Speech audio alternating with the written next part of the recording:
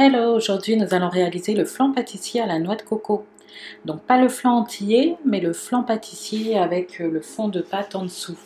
Je vous livre la recette que j'ai pu apprendre, non pas à l'école, mais en entreprise. Tous les jours nous faisions un flan à la vanille. Donc là j'ai décidé de faire à la noix de coco pour changer. Donc j'affiche les ingrédients, mais je vais revenir dessus un peu plus tard. Donc nous allons commencer par beurrer le cercle à tarte. Idéalement, cette recette, les 1 litre de lait, c'est pour un cercle à tarte de 28 cm. Là, je n'avais qu'un cercle de 24 cm, vous allez voir, ça fait bien généreux pour un cercle de 24 cm. Donc on beurre, on fonce le cercle à tarte. Donc j'appuie bien sur les côtés, je replie le surplus de pâte, comme ça va faire une bonne couche pour la cuisson. J'appuie bien. Si vous n'avez pas de cercle à tarte, vous pouvez utiliser un moule à tarte. Et comme je vous disais, pas en dessous de 24 cm. Là, c'était vraiment limite. Donc ça tient bien aux parois. Vous voyez, on peut soulever et puis ça ne bouge pas. On le place sur plaque parce qu'on va le congeler. Il faut absolument que la pâte soit congelée avant de mettre la crème chaude par-dessus. Donc avant de pouvoir congeler, on fait des petits trous pour que la pâte ne gonfle pas trop, au milieu, sur les côtés, et ensuite on place au surgel ou on place au congélateur.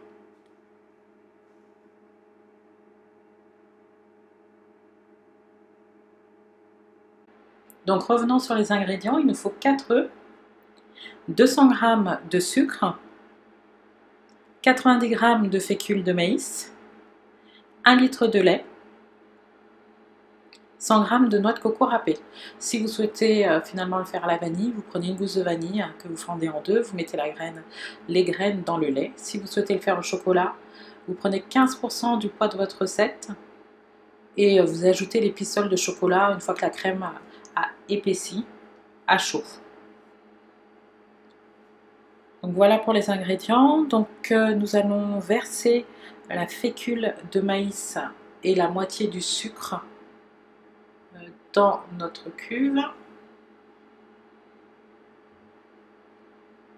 Donc ce n'est pas du, je l'ai pas pressé, ce n'est pas du sucre glace, c'est du sucre cristal.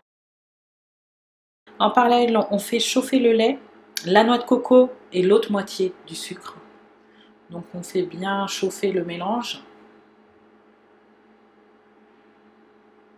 Donc on peut remuer pour que la noix de coco ne s'accroche pas au fond. Donc lorsque le lait est bien chaud, on récupère notre mélange sec qui était à côté.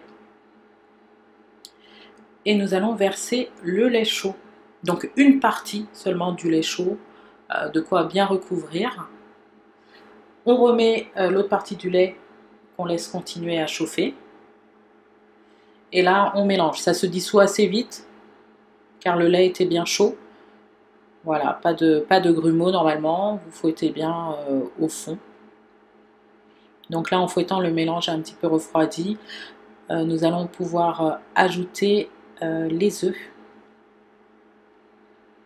tout en mélangeant. On verse, on mélange bien, comme ça les œufs ne cuisent pas à cause du lait chaud.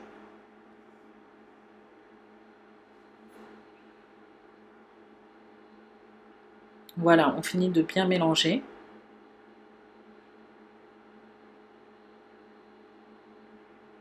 Le lait à côté est toujours en train de chauffer, donc vérifiez bien, faites attention que ça ne bout pas, que ça ne déborde pas.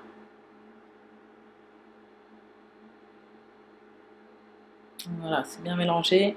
On va pouvoir repasser à notre lait chaud et verser la préparation qu'on vient de faire avec les œufs, fécule de maïs et sucre. On verse dans le lait tout en mélangeant. Plus le lait est chaud, plus le mélange va s'épaissir assez rapidement.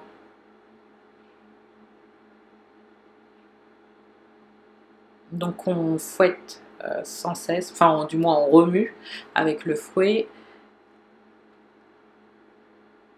On fait bien en sorte que ça ne s'accroche pas au fond. Donc sur les côtés, au fond, jusqu'à ce que le mélange s'épaississe. Donc voilà, ça devrait prendre quelques minutes car le lait était chaud.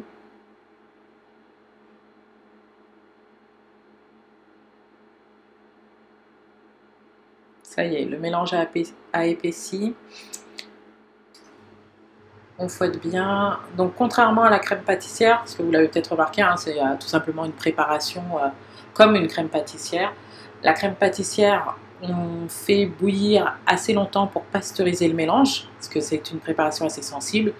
Là, la crème pour le flan, comme ça va cuire assez longtemps dans le four, pas besoin de pasteuriser très longtemps. Donc on continue un petit peu tout de même. Là, le mélange est bien épaissi.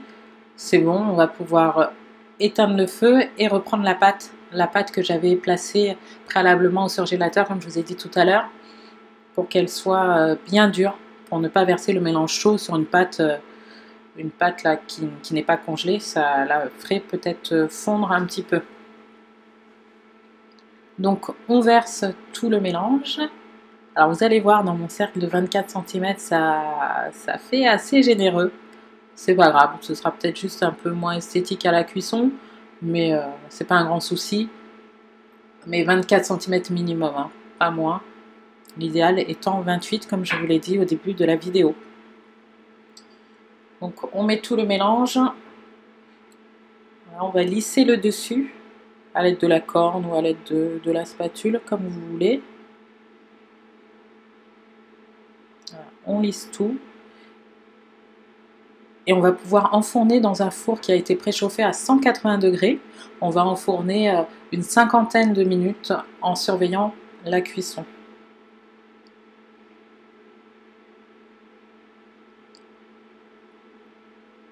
Voilà, on enfourne. Je vous laisse devant la magie de la cuisson. Donc on cuit 50 minutes, on surveille. Voilà, le flan a une belle couleur caractéristique au-dessus. Vous avez des petites parties noires, c'est ce qui nous montre que le flan est bien cuit.